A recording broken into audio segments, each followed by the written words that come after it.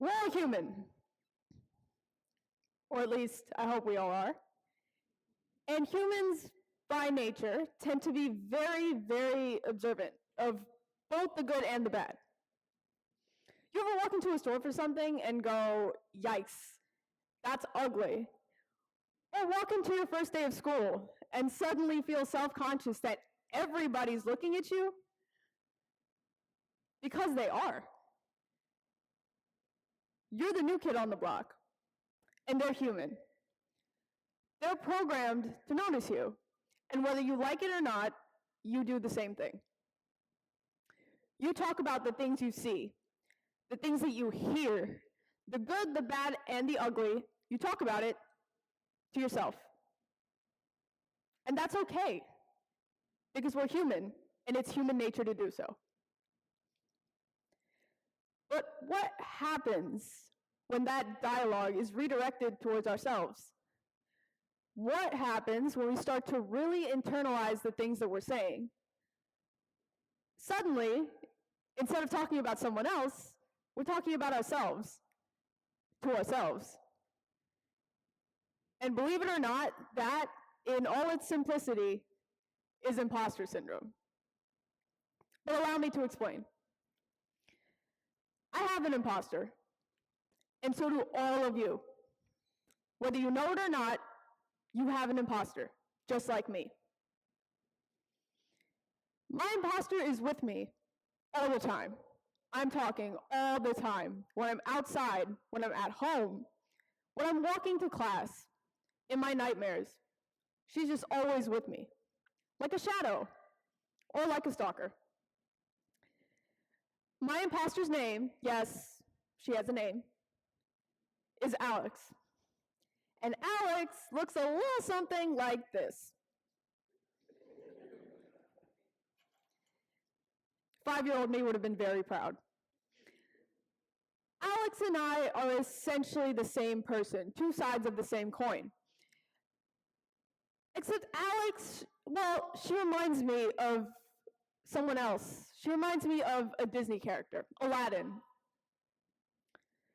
Let's talk about Aladdin for a second. For those of you that have seen the movie, you know what I'm talking about. Or maybe you don't. So allow me to recap. Aladdin starts out with his life as it is, stealing to make a living, plus his pet monkey.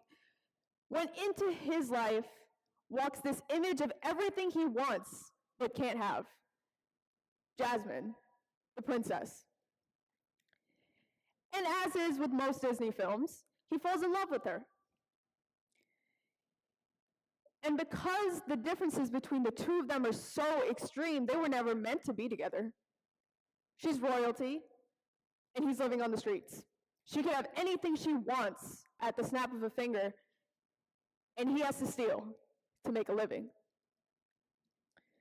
And so because he's so desperate for something he can't have, he decides to pull this image of royalty dripping in expensive jewelry and clothing to prove to the woman that he loves that he is deserving of her time and her attention.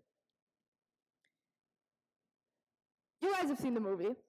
You know, he did a pretty good job. He got his happily ever after. But if you go back and you check underneath all the expensive clothing and the jewelry that he had on, he's still the same kid from the streets, stealing to make a living. He was pretending to be someone he isn't, to prove to somebody else that he was worthy of their time and their attention. And that's exactly what Alex does. But it's not all bad. It's not all bad. Quite the contrary, actually.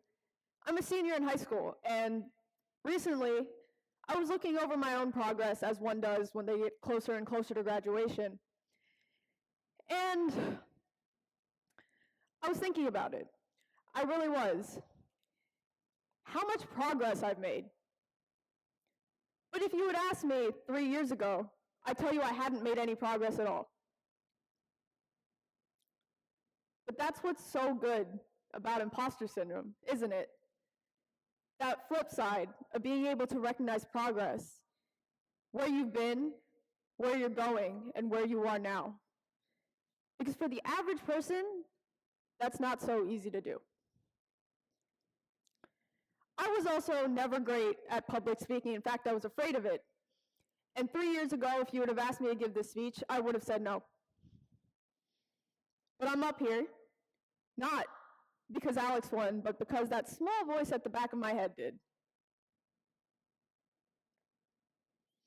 My first formal introduction to public speaking was at a Model UN conference, Yale University, an international conference filled with people from around the globe, too many countries to be able to count. And in the 2 hours that it took to drive from New York to New Haven, there was a bottomless pit in my stomach. And it only got worse when I entered the conference room. Boys and girls that looked like they knew what they were doing, dressed in ties and heels, the click-clack on the floor rattling my brain. And as I sit down, I'm panicking. There's just one thought running through my head. You don't belong here. That was Alex speaking. I didn't know it then, and I wouldn't know it until later, but that was Alex speaking. That was also 2 years ago. I came back to Yale University this year for their 51st session as a senior in high school, with 2 years of experience behind me. And I sat down, and when I walked into that conference room, the anxiety from the previous years still lingered, but it was muted. My feet were still tapping, my palms were still sweaty, I was still spinning my pen. And I began to wonder, why am I not as nervous? It's because of a little thing I just mentioned. Something that happens to be a temporary fix, not a permanent solution to imposter syndrome, known as experience. I had 2 years of conferences behind me, 2 years of practice public speaking, and I had it to my advantage over everyone else in the room, but my imposter was still there, at the back of my mind, telling me that I wasn't supposed to be there, and that my process meant nothing. And so you're probably looking at me now like, all right, well, it never goes away. Does it ever go away? And the truth is, I don't know. I can't answer that question for you. That's an answer you'll have to find on your own. I can tell you that my imposter hasn't left me. She's still with me every day, up here with me now as I'm giving this speech. For me, she's never going away. But there was a point in time where I really thought she would. I thought that one day, years in advance, I'd be able to step into a room and be as confident as the people standing around me. That there'd be a day that Alice would just be gone. But something changed my thinking. Something changed my thinking. I was at my cousin's graduation in Los Angeles a couple weeks ago. And the commencement speaker there was Questlove from The Roots on the Jimmy Fallon Show. And as is with all speakers, he was giving a lot of advice to the graduating class of 2025. He gave a 25-minute speech, most of which didn't make it into my head, except for roughly about 10 seconds. Questlove says that he's essentially turned imposter syndrome into an art form, and that he's been performing it live for years. That he's won Grammys and accumulated all this fame, but there's still that voice at the back of his head that says, you don't belong here. Someone's going to look into your past and realize you don't deserve any of it. Your money, your fame, your awards, you're a fraud. And if I took nothing else away from that speech, it was that Questlove, a man that's been in the industry for a lot longer than 2 years, still gets imposter syndrome. That was crazy to me. And I wanted answers. So I went online and I started looking for some. On the most popular place to find an answer besides ChatGPT, Google. And I went online Turns out 70% of individuals in the world have imposter syndrome. But that number only goes up for people in school. Okay, that tracks. It also turns out imposter syndrome manifests in 6 different ways. 6? I can barely deal with the one. And I really did start thinking about it, and I was like, wait, the internet isn't wrong. For me, imposter syndrome manifested in 2 different ways. First, at Yale University, year 49, telling me that I couldn't do something new, something I really wanted to. And then again at year 51, telling me that the way I got to where I was meant nothing, and that my process was null. None of it mattered. Okay. And so I'm online. Panic is starting to set in, because I'm like, wow, I'm screwed. And so I start looking for answers. Refined my search 5 times, started looking for answers. I came up with a couple. The first of which was simply just to talk about it to another person. Well, I'm not stupid. I've been doing that. I've been talking about it to myself and to everybody that knows me. They all know Alex exists. What am I doing wrong? I'm where I am now dealing with my imposter syndrome because I've been talking about it. I don't get it. It was a second solution on the internet that actually changed my thinking a bit.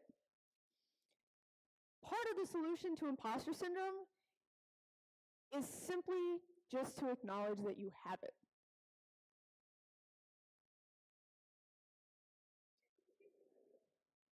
Okay, sure. And I'm sitting there and I'm thinking about it, and the narrative in my head started to change a bit. I don't understand Alex because I've been talking about her. I understand her because I've acknowledged that she's there. She has a name. I know what she sounds like. I know when she shows up and why. And I'm better prepared for what'll happen when she does show up. I know she looks great. Acknowledging it was such a simple solution, and it never crossed my mind that I was already doing the work. But I'll give you some advice. Something else that really helped me deal with imposter syndrome was simply just to focus on what I could do well. For those of you out there with imposter syndrome, you're looking at me right now like, Gabby, there's nothing I do well, nothing in the world. There is. There is absolutely something you can do well. You might have to think back a little bit, or a lot. It might be something completely unconventional, something that doesn't fit where you are in your life at this present moment, but there is something there. I'll give you a classic example. Let's go back to Yale 51 for a second. When I walked back into that room, I had experience with me. I knew that the people around me knew how to speak, to project, to get their voices across. But to win at a conference, you need to be better than the people sitting around you, in more ways than one. Suddenly my 2 years of experience wasn't looking so good. And I thought back to my days in elementary school and middle school. My background before I started public speaking was in theater. I'm a hardcore theater geek. I've seen Wicked, Hamilton, Phantom of the Opera, and I've acted a couple times in school plays. The one area I knew I'd be able to hold my own, projection. I've gotten the comment, Gabby, you're being way too loud on more than one occasion, so I knew I was a little more than qualified. But a musical and a Model UN conference are not the same thing. So when the time came for me to give that first opening speech at Yale 51, I got up without my notes, stood up in front of that entire committee session, and started yelling. I just started yelling the whole speech. My chairs were looking at me like I was insane. but I had the most fun giving that speech. Truthfully, I've had better. But Alex, for the first time in 3 years, disappeared while I was up there yelling hysterically about cyberspace and hackers and how the world was going to end. She disappeared. And that small voice at the back of my head took the wheel. And it's what gave me the confidence to keep going. You might not think that your strengths lie anywhere. And if you have imposter syndrome, that's likely your reality. But I promise you, your imposter started somewhere. And they probably also have their own personality. As weird as it sounds, they probably do. But that's simply because they're not you. Sure, they're a part of you, but they're not actually you. You have to channel your inner Aladdin. Take control of the magic carpet you're flying on, and sooner or later, I promise you, you will get your Jasmine. My name is Gabrielle. Thank you very much.